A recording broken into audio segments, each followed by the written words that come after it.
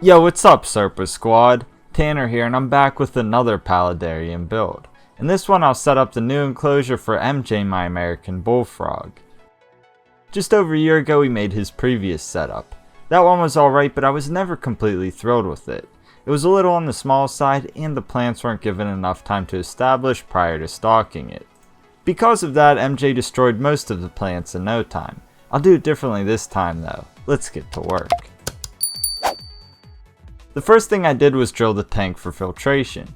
I won't go over that process in this video as I outlined it thoroughly in the previous Paludarium build. I'll link that video in a card and in the video description if you want to learn more about that process. After I drilled the tank, I added two 3/4 inch threaded bulkheads to keep the filter components out of the tank. With that addressed, we can move on to the background. For this one I chose to use a rocky style background and faux rocks from Universal Rocks. I went with this because the background is really thin and will allow me to easily maximize the footprint of this setup. Anyway, I sprayed them down to remove debris from the manufacturing process. This wasn't necessary, but I thought it would make for less cleanup later on. Once they were clean, I was able to install everything. First I pressed the background up against the sides of the tank. Before securing it in place, I accounted for the filtration. I used a small drill bit to make a hole that's aligned with the bulkhead. This hole was used as a guide to drill from the front with a step bit. This hole will accommodate a low profile strainer for the filter. Now I can secure a portion of the background. Like the previous tank, I'll use GE Silicone 1 for the job. First I applied silicone to the left side of the background. I used a piece of wood and a PVC pipe to keep the background pressed up against the glass while the silicone cured. I let it cure for about 12 hours and removed the bracing pieces.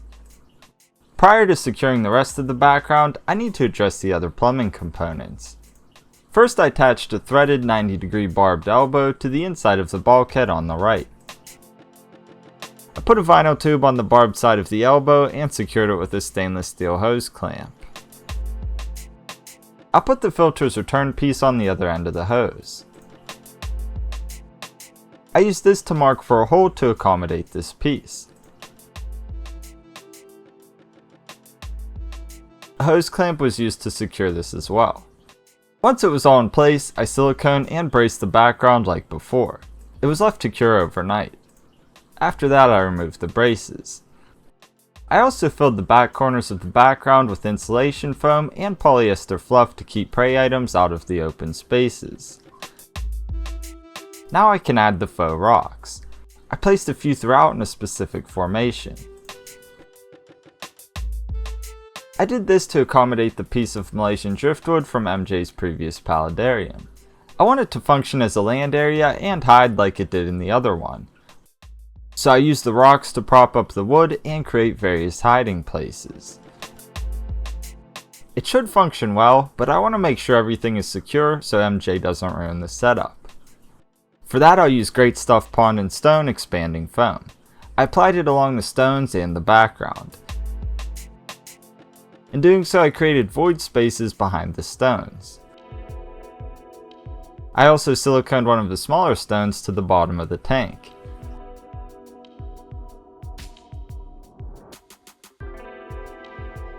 After that I checked to make sure the driftwood fit properly. All was good, so I added the remaining stones. I got them in place and applied foam like before. I let it cure for about 10 minutes. At this point it's no longer sticky to the touch, but it's able to be formed. I compressed it all by hand so it doesn't need to be carved later on. Then I let the foam cure overnight. After that I went back with silicone and covered the foam that will be under the driftwood.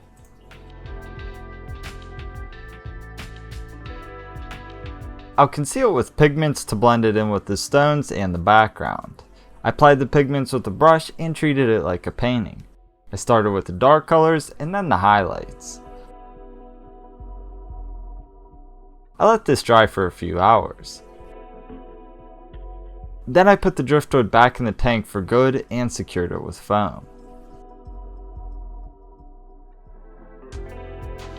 I added a second piece of driftwood to the left side of the setup. Unlike the previous areas, I let this foam cure completely. I went back and carved it out with a razor scraper. After that, I covered all of the foam like I showed previously. I applied silicone and brushed on various pigments. Now we can address the filtration. For that, my friends over at Sicce provided a Space Echo Plus canister filter. To hook it up, I have a few threaded 90-degree barbed elbows, plumbing tape, vinyl tubes, hose clamps, and barbed inline ball valves. I taped the threaded sides of the elbows and screwed them into the bulkheads. I put the hose on the other end and secured it with the hose clamp. I did this for both bulkheads. Anyway, I attached the hoses to the filter and proceeded to fill up the tank. I wanted to get an idea of how the tank runs. Everything worked well. With all those components in place, we can mix up the planted substrate. Per usual, I'm using a mix of Seachem Flourite Dark and Fluval Stratum. Prior to putting the substrate in place, I lined the rock compartments with Geotextile Fabric. This will help keep the substrate in place, which I added next.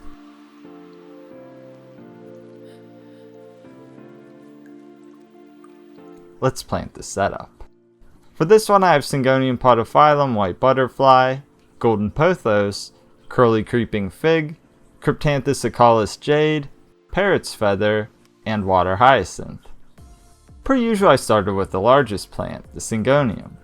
I put it on both sides of the tank to frame everything in.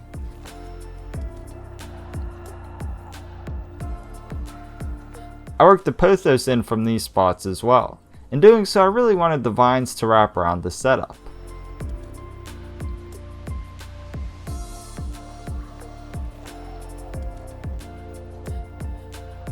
From there, I added the accent plants, including the ficus and cryptanthus.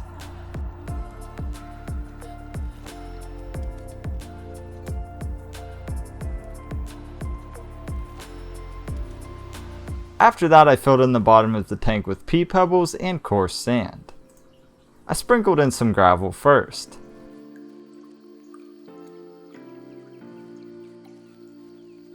Then I added the sand.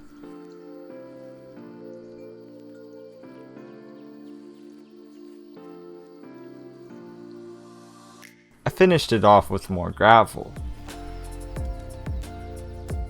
It was looking good, so I filled the tank to add the aquatic plants. I started with the parrot's feather.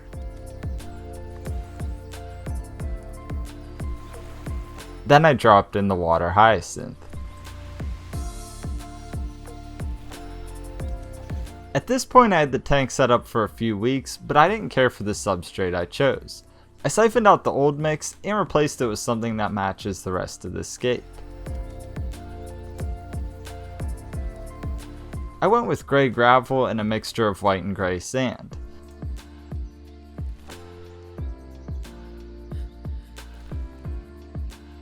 I think this looks more appropriate. The last thing I need to address in this video are the lids. For that, I'll make screens using the method I've shown previously.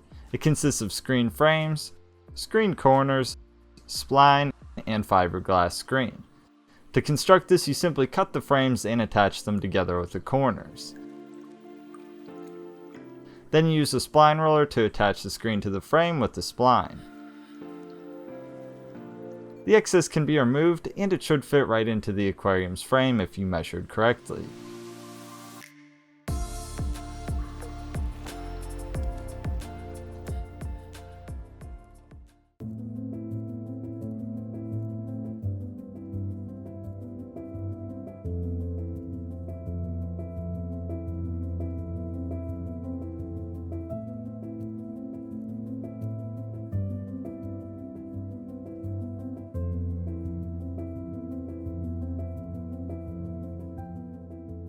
And there you have it, the new and improved American Bullfrog Paludarium.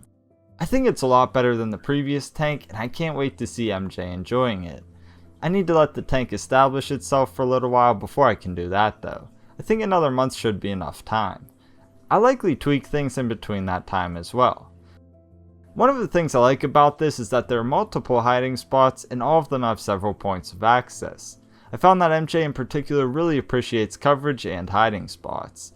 He's a very intuitive frog that's really aware of his surroundings. He's definitely habituated to people, but abrupt sounds in the house or outside can cause him to hide away for a little while. Since there are multiple spots, he can quickly access those locations and feel more secure. Long story short, I've observed this frog for over a decade, and the way I set this up is fine-tuned to his habits. I will say that I don't recommend American bullfrogs as pets, but if you decide to keep them, provide a lot of coverage and foliage. They'll really appreciate it.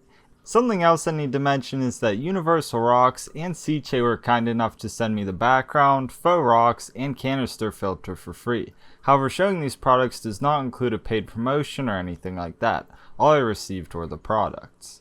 Anyway, that's all I have for this one. I'll follow up in a few weeks to add Samson to his paludarium we did a few weeks back, and MJ to this one. Let me know what you think of the build and how it compares to the previous one down in the comments. As always, I really hope you enjoyed the video and learned something new. Until next time, Serpa Squad, take care and peace.